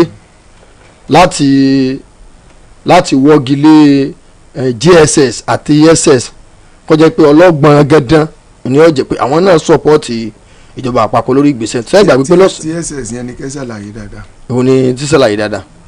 wọ́n wọ́gi lé wọ́n scrap méjèèjì yóò wá jẹ́ ọlọ́gbọ̀n gan yóò wá jẹ́ òun jẹ́ break pé JS and SS.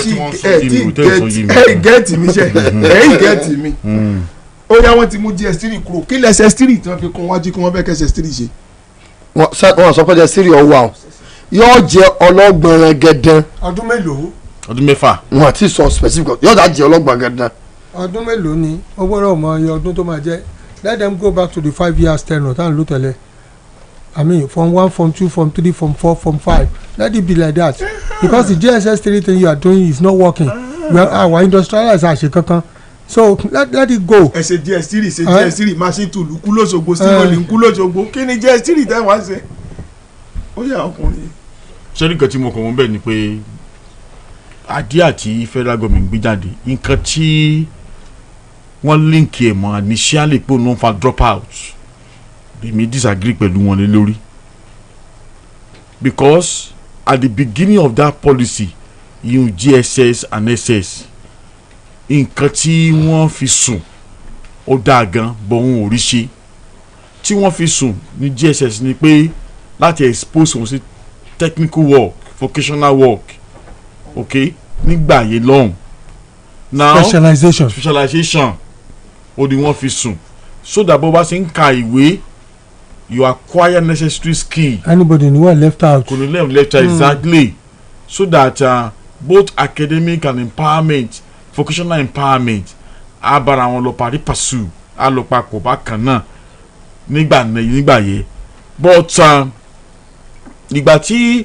policy yẹn wọlé dé kí ìwò tó gba policy wọlé you look at the terrain and the environment tẹ́tí fẹ́ lo policy yẹn ìjọ lè thrive policy ìgbà yẹn inú GSS SS mo ń sọ báyìí o ó padà gbókìtì ni because mo kàn rí pé ó ti wá di àgbàlá àwọn nǹkan jẹ́ wọ́n kàn create office fún principal junior principal senior at times tí madi school ń gbó nígbà míì màmá wọn là kí gbogbo ilé tó ń bá parí JSS3 wọ́n àṣẹṣẹ mọ process ti SS1 within the same school now by now abolishing the system yẹn kudos I agree with them mo support pé kí wọ́n cancel system yẹn but see now kò address the educational deficiencies kò address nǹkan tó ń bá ogun tó ń bá ètò ẹ̀kọ́ jagun o because ohun tó jẹ́ mi lógún ni pé tẹ́ ẹ bá ṣe lọ́gbọ̀n gangan ṣé àyípadà ó bá ètò ẹ̀kọ́ ṣètò ààbò àti àwọn nǹkan wọ́n sọ̀rọ̀ nípa ètò ààbò wọ́n sọ̀rọ̀ nípa àyíká táwọn akẹ́kọ̀ọ́ tó ń kẹ́kọ̀ọ́ ilé ẹ̀kọ́ the welfare gangan the computer world ṣé yóò bá tẹ́ ẹ bá ṣe gbogbo eléyìí bẹ́ẹ̀ kan address administrative aspect nìkan kò ṣe nǹkan kan wò má yípadà wá o. wọ́n ti bẹ̀rẹ̀ ń bì kan ibi tẹ́lẹ̀ ti bẹ̀rẹ̀ ni pé wọ́n ti scrape GS3 fine now ẹ jẹ́ ká rò bóyá yóò wá productive GS1 to GS3 tẹ́lẹ̀ gan láyé fọ́ọ̀mù tẹ́lẹ̀ bá dé fọ́ọ̀mù 3 tẹ́lẹ̀ bá gba promotion exam result yín tó bá da ẹ lè mú lọ technical school ní form 3 ní form 3 ń gbà yẹn gan aláwọn èèyàn tá lọ ṣe understand sí now tó bá fi ọ́ lẹ́ ẹgbẹ́ ní sí máìkì tó bá fi ọ́ lẹ́ sí tí wọ́n lọ straight tí wọ́n kà bó ṣe kàn kà yẹn tí ò ní sí ọ̀rọ̀ GS3 kò sí kí wọ́n dúró mọ́ nǹkan dáadáa náà even the word SS3 gan kan change system yẹn ẹ jẹ́ wọ́n padà sí form ṣe rí nǹkan méjì náà script ní education tó dùn mí ìkan ti padà ìkejì padà. pẹ́ẹ́nì àkọ́kọ́ kílẹ̀ kejì. ní A levels ti padà ṣe rí grade 2 yẹn wọ́n nídìí àti dá grade 2 padà. ẹ lè fa àwọn tíṣà àgbà yẹn ẹ lè fi wé tàwọn ẹ̀sìn mọ́mọ́ tí mò ń sọ. grade 2 tán kán dá grade 2 padà kódà tí wọ́n bá ṣe modern school ìwé ti tán Nàìjíríà ṣá. ìwé òṣè wa tán. ló ti tán kò sí nǹkan kan ó mà ṣe o ṣùgbọ́n mo mọ̀ pé pẹ̀lú tálàwùsá bẹ̀rẹ̀ yìí ó ti gbé first step ẹ jẹ́ àwọn second step náà. step burúkú ló gbé. ẹ ṣeun. it's a very bad one. very bad one. orí bíbẹ́ kọ́ lóògùn orí fífọ́. kí lẹ̀ ń wò tẹ́lẹ̀ tán fi gbé bọ́ sí GSS3 there was a reason why tán fi sọ di GSS3 to SS3 there's a reason why they do that but during the memorandum of understanding tí wọ́n fi sílẹ̀ àti operational manual tó wà lẹ̀ fún láti succeed wọ́n delay because you delay does not mean you forget. exactly. you go back to the drawing board we now look at okay kí ló dé tí a ní over 20 million dropout now these are the reasons. 20 million if you got one filter. number one ni ẹ̀kọ́ àwọn ọmọ láti GS1 to GSS3 interfere access wọn ni pé area of specialization ọmọ kankan lè fẹ́ mọ̀. àwọn tó bá pass exceedingly they will go into the academics wọ́n máa bá kíní wọn lọ sí SS1 wọ́n táwọn tó bá mi pé various areas náà ti dá kò sí assessment lórí ẹ̀ wọ́n kàn ló yẹ lọ technical college ẹ lọ kíní kan ni there is no proper assessment on DSS3 students that's one. number two kò sí much infrastructure lẹ̀ fún wọn láti cater fún wọn 20 million how many technical schools ló wà mélòó lọ́nà equipment. mélòó ọ̀ṣẹ́ ẹ bá. ẹ lọ sáwọn technical schools ẹ go and look at what they have. ẹ lọ lọ́sọ̀gbọ̀ ẹ lọ gbogbo ẹ lọ wo kakítẹ́kẹ̀ wọ́ kiri ẹ lọ sí kí lórúkọ Ọ̀yọ́ ká lọ sí technical school ìgbà tí technical school dá làwọn Ọ̀yọ́ yẹn wà bẹ́ẹ̀ technical school Ọ̀yọ́ one of the best then go and look at what they have gbogbo àwọn kéde fi ṣe sọ gbogbo ẹ̀kúnmẹ́ gbogbo ẹ̀ relics of the past ni nítorí pé relics of the past ó làwọn nǹkan tán lò látàyè ìjọ tán kójọ tí ò wúlò mọ́ they are relics so how we don't know we drop out nígbà tí ọmọ kan bá lọ technical tó ṣe ń ṣe electrical tó yẹ pé àti wá bá ń de plug inú ilé lásán gan iná ń gbé kò lè fi gbogbo ilé ló blow pòpòpòpòpòpòpòpò tí yóò sí kankan so they were not trained government was not prepared. they delay. government delay pátápátá àwọn tó jẹ educational kiri wọ́n kàn kówó jẹ wọ́n kàn ṣe tó wù wọ́n ni both in the state and the federal levels what are we talking about.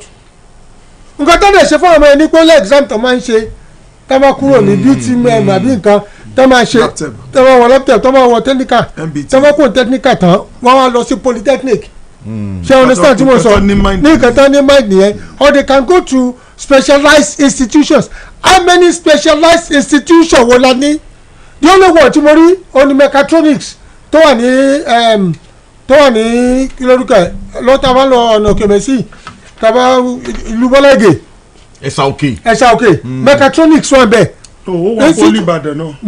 wọ́n gbọ́dọ̀ yẹn pọ̀ ní ìyẹn oṣù simple school ẹgbẹ́ ìwé course náà ń ṣe ń bẹ̀ this is an institute of mechatronics ni tó jẹ́ institute gangan. kí ló wà ń bẹ̀ mọ́.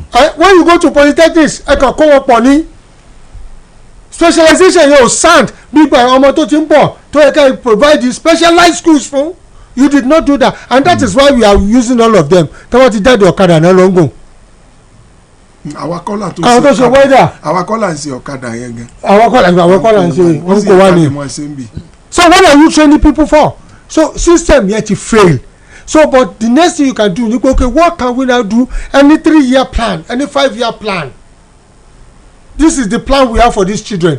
ṣé sọ kan fún yín àwọn tó ń gba owó jù UK àwọn tó ń di vocational jobs ní skill ni àwọn tó ní skill ni àwọn plumbers àwọn pẹ́tẹ́ plumbers ń gbà táwọn tailors ń gbà táwọn kìnnì gbà you be shocked ju wọn tó jẹ́ pé £8 per hour or £12 per hour ló ń gbà lẹ́nu iṣẹ́. àwọn tó máa ń ṣe irun. àwọn tó ṣe vocational àwọn ló ń mẹ̀kẹ́ jù. àwọn ń jẹun jù. they get good money wọ́n dẹ̀ sẹ́yìn náà wọ́n san tax wọn. wọ́n ní àwọn ẹ̀ ní garages if you look at what they are making their garages garages wọ́n ti máa ṣe MOT test wọ́n máa ṣe gbogbo ẹ̀ fáwọn èèyàn. but yeah we waste the children's lives we are the wasters of destiny. Nigeria one year wasters of destiny younger ones that could be productive for this country we waste away their destiny. That's when here we now turn them to vagabonds. Our best is lówó fún tọ́ọ̀gì àmọ́ lówó fún ìrẹ́jọ́ ẹ̀ka lówó fún. Imagine àmọ́ ọ̀pọ̀lọpọ̀ ọmọ technical school ibẹ̀ ní cultism ti bẹ̀rẹ̀ ẹ lọ́wọ́ bẹ̀rẹ̀ àwọn because ẹ ti pọ̀ ní dissidents ẹ ti pọ̀ láwọn tí ó mọ̀wé ẹ ti pọ̀ kò dé sí pé wọ́n mọ̀wé ọ̀tọ̀ níbi tó gùdù sí. ọmọ tó wá gùdù ní music you send them to school of music. Exactly. ọmọ tó kù ní electronics you send them to school of electronics. tó bá gùn soccer lọ fún soccer academy. ṣé China kàwé ṣé wọ́n kàwé lọ China ni what are you talking about. ìwọ mélòó mẹ́ta China skill acquisition ni. so àwọn oṣù ọlọ́wọ̀n kìíní wa tọ́wọ́ ti yàn kan minister báyìí mọ́nà ti dàbàrú ẹ̀ ní ọmọ wa tọ́wọ́ ti yàn kan ní commissioner for education báyìí mọ́nà ti dàbàrú ẹ̀ ní ọmọ wa yóò lọ fẹ́ live legacy whereas you are not living a legacy you are living back you are living a trouble no live not legacies legal trouble ni legal crisis legal trouble so níbo ni ká dúró síbẹ̀ honourable speaker. I tell you this order now. NUC ní àwọn fọwọ́ NUC láwọn fọwọ́ sí wọ́n ní ṣùgbọ́n àtúnṣe àwọn ilé ẹ̀kọ́ security àwọn. let me tell you something about NUC doesn't understand what 633 stand for they don't understand they dance to the whims and caprices of government. What they need to do ni pé this 334 ẹ̀rọ elaborate ẹ̀ jẹ́ kí structures kó wà on ground kí structure wà on ground káwọn ọmọ kan kọ́ wọn ní tó yẹ kọ́kọ́ wọn kan dá specialized school sílẹ̀ káwọn fáwọn ọmọ ní security pọ̀ lóríṣiríṣi security lórí education security lórí ààbò security lórí health security on agric security pọ̀ lóríṣiríṣi àwọn ọmọ kan lóye kó wà ní agric tẹ́wọ́ ti kú ọmọ ẹ̀ báyìí sẹ́gun apart from àwọn tó ń bá go for tó lọ study agric they can leave the JSS3 and go and study agriculture. ọkàn wọn dabaru gbogbo ẹ àwọn kan pọ̀lọpọ̀ àwọn youth tó sọ̀rọ̀ náà ìbèrè pé péré tẹnu wọn àwọn ọ̀gá wọn ló ń sọ̀rọ̀ bọ́ọ̀nù ti fẹ́ kan sọ ṣé káwọn àwọn tako nǹkan tí gọ́ọ̀mẹ̀ntì sọ ni àwọn tó ti pèsè mítìn tó ti gbẹ̀gún jẹ. sáwọn náà tó wá ní sè ni. no wọ́n sọ opinion wọn. wọ́n sọ opinion wọn. some of the opinions are sycophantic. wọ́n lè go against the government like ṣe báwo envelope máa jáde at the end of the day. báwo la ṣe wá fẹ́ get better nígbà tí wọ́n bá lè go against the government policy. they cannot go against it. how many union ló go against the government policy ní Ọ̀yọ́ state. olórí owó kọ̀ọ̀kan gbé lọ Ṣakí níbi tí ò ti ní gbèrò kankan bọ́dà owó kọ̀ọ̀kan gbé lórí wọn wọ́n wà fọ́n ká bí ọmọ wọ̀. they can't stand they can't say anything. àfikún tó mọ̀ fún ọ nínú award. imagine. ẹja kó tó di pé yá sí ojú òpó lẹ ní àná oníròyìn kan bọ́ ta pé àwọn tí wọ́n dóòlà àwọn. ó lẹ́nu kan sọ bẹ́ẹ̀ panel-beaters bricklayers and lots more are even hot cake here in London. lókè òkun. I'm telling you. gómìnà ìpínlẹ̀ Èkìtì lọ ṣàbẹ̀wò sí àwọn tí wọ́n dóòlà lọ́wọ́ àwọn kànáńjẹ́gbọ́n ajínigbé wọ́n lọ yẹ̀ wọ́n wò tókè lánàá lọ jáde pé after 67 days táwọn èèyàn ti lò lákàtà àwọn ajínigbé wọ́n dóòlà wọn bó tẹ̀ jẹ́ pé ẹni tó jẹ́ community leader ní agbègbè ọ̀hún sọ pé àwọn sanwó 25.5 million àwọn san ráìsì àwọn san agbépolọ àtàwọn oúnjẹ so wọ́n dóòlà wọn ni àbí wọ́n release wọn àbí kí la lè sọ. why we waste our time. wọ́n release kí lẹ́yìn sọ. wọ́n gbà wọ́n jáde ni. kí ni wọ́n release wọn ni Oyèbánjí visit free kidnap victims in hospital free kátó pa àwọn kànáńjẹ́gbẹ́ ajínigbé yẹn wọ́n yọ̀ǹda wọn. wọ́n yọ̀ǹda wọ́n yọ̀ǹda wọn lẹ́yìn ìgbà tí wọ́n ti gba tí wọ́n béèrè fún 67 days ni wọ́n lò nígbà tí gómìnà ń lọ sí tọ́lọ hospital yẹn òun làwọn. how long shall we continue? ọjọ́ ti lọ. sẹ́yìn nǹkan tó ṣe mí lànà ni wípé àwọn tó ń ṣiṣẹ́ ibi wọn ò lè dẹ́kun wọ́n ti gbókun sí ni wọ́n gbàtẹ́ pé wọn ò dóòlà wọ́n lọ gbà wọ́n lẹ̀ ni bó kí gómìnà kó dìde kí wọ́n dìde wọ́n lọ bẹ̀ wọ́n wò bó sì mọ̀ pé ọ̀pọ̀lọpọ̀ ojúṣe ni wọ́n gbé lórí àwọn tó wà lákàtà yẹn bó sọ lánàá the physiological aspect of those àwọn tí wọ́n gbà lẹ̀ yẹ and the psychological aspect the mental health wọn and both physiological and mental health wọn they should please take care of because wọ́n ní ìyá àgbà kan ti kú síbẹ̀. bẹ́ẹ̀ni ìyá 84 ní captivity ní lákàtà àwọn tó jí wọn gbé yẹn. now ìyá 84 àná náà la sọ̀rọ̀ nípa ti ọ̀rọ̀ tí very dark man náà sọ nípa ti Ọ̀yọ́ state náà gbọ́kàn dùn mí bẹ́ẹ̀ ni ó ní ìjọba àpínlẹ̀ Ọ̀yọ́ ti lọ fún ọ lówó. ìjọba ti láwọn sanwó. ìjọba ti wá gbọ́n nípa àwọn sanwó but very dark man yarí pé kò rí bẹ́ẹ̀ náà káfíńyè sílẹ̀ the bottom line is this kidnapping ti di institution o ẹ mọ̀ de katara tó lọ dé lọ́wọ́ gbà tí pé ìjọba ò lè dóòlà mọ́ tẹ́pẹ́ àwọn ti bí wọ́n negotiate from the position of strength. mẹ́tọ̀ tí wọ́n lò yẹn láti fi ṣẹ̀pọ̀ wu àwọn yẹn ni wọ́n fi wọ́n sílẹ̀ fúnra wọn ṣe gẹ́tẹ̀. ìgbà tó fulfill condition. ìgbà tó fulfill àwọn condition yẹn ni wọ́n á fi wọ́n sílẹ̀ so ara àwọn condition yẹn ni pé owó wọn ní ká kó 25 million 25.5 million pẹ̀lú oúnjẹ àti nǹkan tó ní ká kó wa lọ́pọ̀lọpọ̀ oúnjẹ ìrẹsì àti epo àwọn tó jí ẹ̀pẹ̀nu fuel. ìta máa pa ọkọ̀lọ́n kó jọ àwọn ti Ọ̀yọ́ state náà gbogbo tó bá wù kó jẹ́ tán béèrè fún Ọlọ́run ràn gọ́ọ̀mẹ̀ntì lọ́wọ́ àtàwọn aláàánú láti lè kó fún wọn ká bá lè gba àwọn èèyàn yẹn padà. 56 kìlọ̀ náà ló bẹ̀rẹ̀ 53 days. Ọlọ́run níjẹ́ ká lò tó bẹ́ẹ̀ lágbára Ọlọ́run. Honourable Speaker. I am lost for words because mo rí pé what is happening ṣẹ́ngbọ́ is not ordinary and it is not metaphysical. It is the involvement of people of timber and caliber. How dare some people will confront a government and will take government for ransom for so long a time, and government will fold his hands and will begin to give excuses pé àwọn sì ń ṣiṣẹ́ lọ àwọn ò ṣe nǹkan kan àwọn ọmọ bá ti ń ṣe. So many things were in the open pé ń lọ ń bẹ̀ eléyìí ṣẹlẹ̀ àwọn kan wọnú gbó wọ́n rí village àwọn kan mine àwọn kan kò tiẹ̀ sí kí tó kàn án pàgbó yẹn. n tó kàn án ni pé bring these children out ọmọ ọdún méjì wà nù wọn ọmọ ọdún mẹ́rin wà bring everyone out safely n tó wù yẹn lò lọ́wọ́lọ́wọ́ tá a wà yìí saving life first of all matters àwọn àwò bóyá ẹ̀ka pa ẹ̀ láti dó la kí owó ẹ̀ mọ́ ṣẹlẹ̀ mọ́. n tó wù yẹn lò.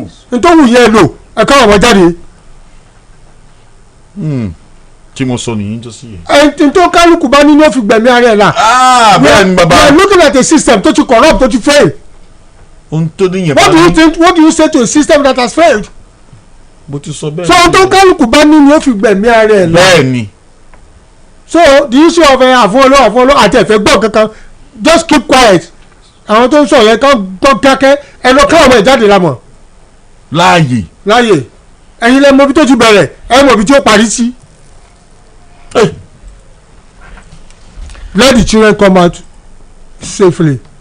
ṣe rí ẹ mọ̀ tó ṣẹlẹ̀ ní n tó fún yàn confidence ni pé ìgbà táwọn ọmọ ẹ̀ wà ń bẹ̀ àwọn ìgbésẹ̀ wo náà ti gbé sí àwọn schools yẹn to be safer than what they were before. àwọn tí ò ní fẹ́ǹsì mélòó náà ti ṣe fẹ́ǹsì parameters mélòó náà ti ṣe sí gbogbo àwọn schools yẹn táwọn teachers tó fi ní confidence wípé ọkàn wọn balẹ̀ they can go back to school káwọn máa negotiate àwọn ọmọ yẹn negotiate kò sí dáná ṣe fún àwọn ọmọ yẹn wọn rí wọn bó mélòó náà rí mú bandit mélòó lẹ́rọ̀ kú ẹ̀ lẹ̀ àfihàn táwọn army attack nìkan. bẹ́ẹ̀ni àríkàn yẹn. àtàwọn army ìṣe nìkan náà ní àbí tọ́ndẹ̀ attack tọ́ndẹ̀ ṣe gbẹ̀ tọ́ndẹ̀ bọ́ǹbù tọ́ndẹ̀ ṣe gbẹ̀ but àwọn tó ń jiyàn gbé ládùúgbò tó ń jiyàn gbé ní kinní kan mélòó náà ti account for òkú mélòó la rí lẹ̀ ẹ lọ negotiate. wọ́n ọ̀dọ́ àwọn tó wọ́n jọba gbé and that is why now tó fi ń gbé àwọn patients wọ́n dẹ̀ pé tó máa gbé yàn school ìjọba ní responsible. ẹ̀yin náà lè máa sọ pé orí bíbẹ́ kọ́ ni oògùn orí fífọ́. eléyìí orí bíbẹ́ kọ́ ni eléyìí o wọ́n gbé nǹkan mọ́ orí ni o wọ́n gégélé wọ́n dé fìlà mọ́ ni o.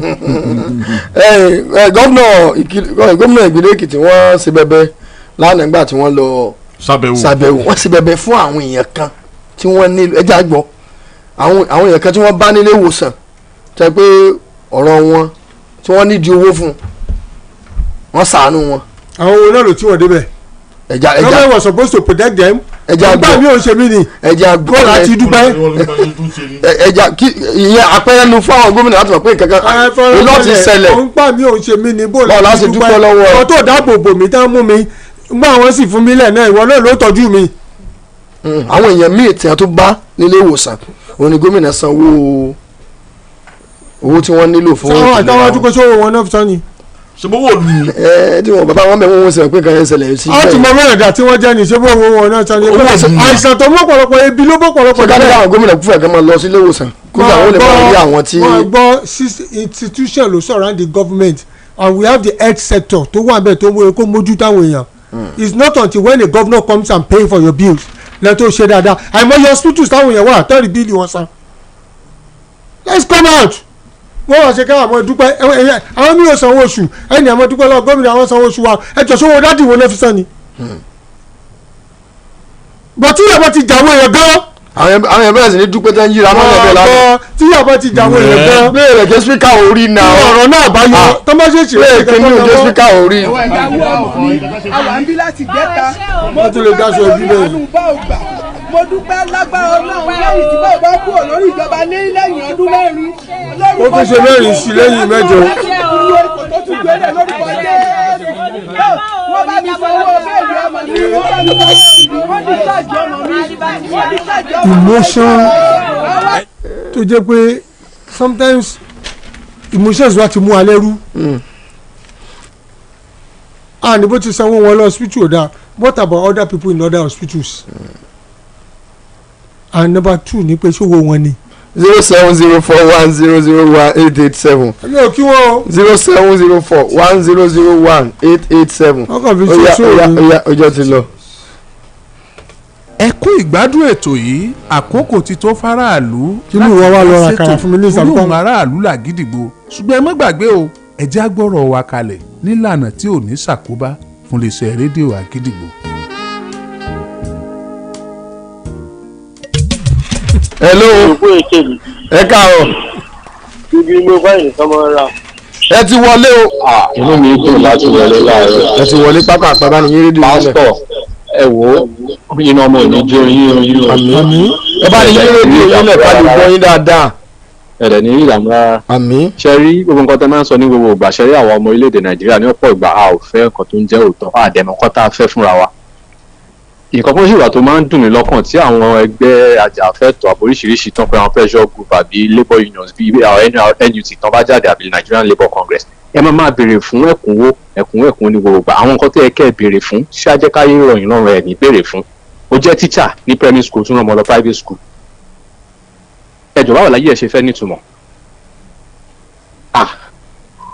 ó jẹ́ teacher òun gba 40,000 ẹ béèrè fún ilé ìwòsàn tó dáa ládùúgbò yín ẹni tó máa la ojú wa sí ọ̀pọ̀lọpọ̀ nǹkan ni torí tó bá ti pè nígbà mi á ní fún ọdún mẹ́jọ tó dẹ̀ ní ìkùnsínú pẹ̀lú ìjọba àpapọ̀ lókè ó dẹ̀ ṣe nǹkan níwọ̀nba tó lè ṣe àfóòtọ́ ọ̀rọ̀ lórílẹ̀ Nàìjíríà o ada fún everybody tó wà nígbà yẹn àti kọ́mírí fẹ́mi mo máa ń gbádùn gbogbo ìgbà o. ẹ ṣeun ẹ jẹ́ àrèlé kọ́mírí ọmọ lulu. kọ́mírí Èjìdìran Ọmọlúlú lórúkọ tèmi ń jẹ́. kọ́mírí fẹ́mi babalọ́lá ọbaàgùn ó dàrọ̀. Ṣẹ́gun Ògúngbàyì. ẹsìn tẹ̀lé àpòmọ́ wa lórí ètò sókàn wa láàárọ̀ tòní Ọláyínká ABDULWAHAB OKO OLOYUN àpèdégbà yìí wa òun náà ni ó kọ́ mi ẹ ṣeun tẹ̀yìn gbọ́ wa ètò erékọ́ iṣẹ́ ni yóò gòrí afẹ́fẹ́ ní kété aago 11 bá ti lù pẹ̀lú Múyìwá Adégòkè bàbá Lọ́ndọ́nà ẹ ṣeun tẹ̀yìn gbọ́ wa.